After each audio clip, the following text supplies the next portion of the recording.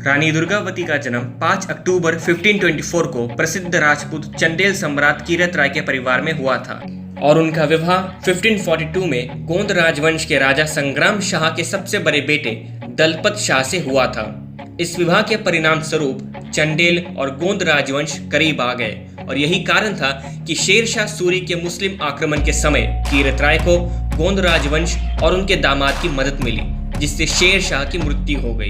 1545 में उन्होंने एक पुत्र को जन्म दिया जिसका नाम वीर नारायण रखा गया, लेकिन करीब 1550 में दलपत शाह की मृत्यु हो गई और क्योंकि वीर नारायण बहुत छोटे थे इसलिए राज्य की बागडोर रानी दुर्गावती ने संभाली। उन्होंने अपने क्षेत्र का विस्तार किया और साहस, उदारता और चतुराई के साथ गोंदवाना, जिसे गरा कटंगा भी कहा जाता है, का राजनीतिक एकीकरण पूरा किया।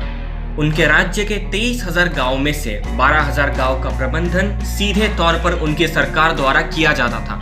कहा जाता है कि उनकी विशाल सुसज्जित सेना में 20,000 घुड़सवार और 1,000 युद्ध हाथियों के अलावा अच्छी संख्या में पैदल सैनिक भी शामिल थे। उन्होंने अपने राज्य के विभिन्न हिस्सों में कई उपयोगी सार्वजनिक कार्य किए और अपने जनता का दिल जीत लिया। उन्होंने खुद को एक योद्धा के रूप में प्रतिष्ठित किया और मालवा के सुल्तान बाज बहादुर के खिलाफ अदम्य साहस के साथ लड़ाई लड़ी और सफलता हासिल की। एक योद्धा और शिकारी के रूप में उनके कारनामों की किस्से अभी भी क्षेत्र में प्रचलित हैं।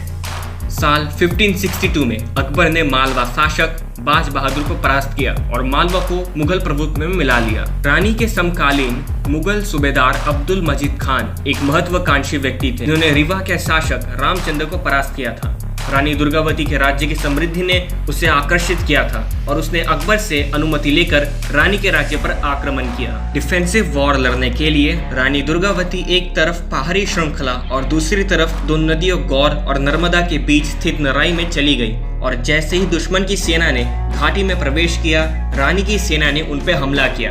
दोनों पक्षों ने कुछ सिपाही खो दिए और रानी इस लड़ाई में विजयी रही। इस स्तर पर रानी ने अपने सलाहकारों के साथ अपनी रणनीति की समीक्षा की। वो रात में दुश्मन पर हमला कर उन्हें कमजोर करना चाहती थी, लेकिन उनकी बात किसी ने नहीं मानी। अगली सुबह तक असफ खान ने बड़ी तोपें बुला ली। रानी अपने हाथी सरमन पर सवार होकर युद्ध के लिए आगे आई।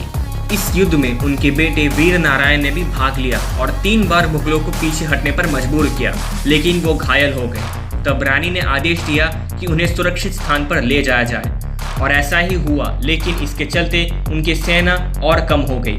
लेकिन उन्होंने फिर भी हार नहीं मानी और शेरनी की तरह मुगलों का सामना किया। लेकिन तभी रानी दुर्गावती के गर्दन में एक तीर लग गया, जिससे वो बेहोश हो गई। जब कुछ समय बाद रानी दुर्गावती को होश आया, तब उन्होंने महसूस किया कि हार निकट है। उनके महावत ने उन्हें युद्ध क्षेत्र छोड़ने की सलाह दी, लेकिन वो नहीं मानी। अपनी खंजर निकालकर खुद को मार दिया। रानी को मृत्यु मंजूर थी, मगर मुगलों की गुलामी नहीं। उनकी शहादत दिवस 24 जून 1564 आज भी बलिदान दिवस के रूप में मनाया जाता है। And that concludes today's video informative लगी हो तो लाइक कीजिएगा, चैनल पे नहीं तो सब्सक्राइब कीजिएगा और बेल आइकन की घंटी दबाना मत भूलिएगा, ताकि आप हमारे देश से जुड़े ऐसे इन्फॉर्मेटिव वीडियोस मिस ना करें। और तब तक मैं मिलूंगा आप लोगों से नेक्स्ट वीडियो में। तब तक के लिए जय हिंद, जय भारत।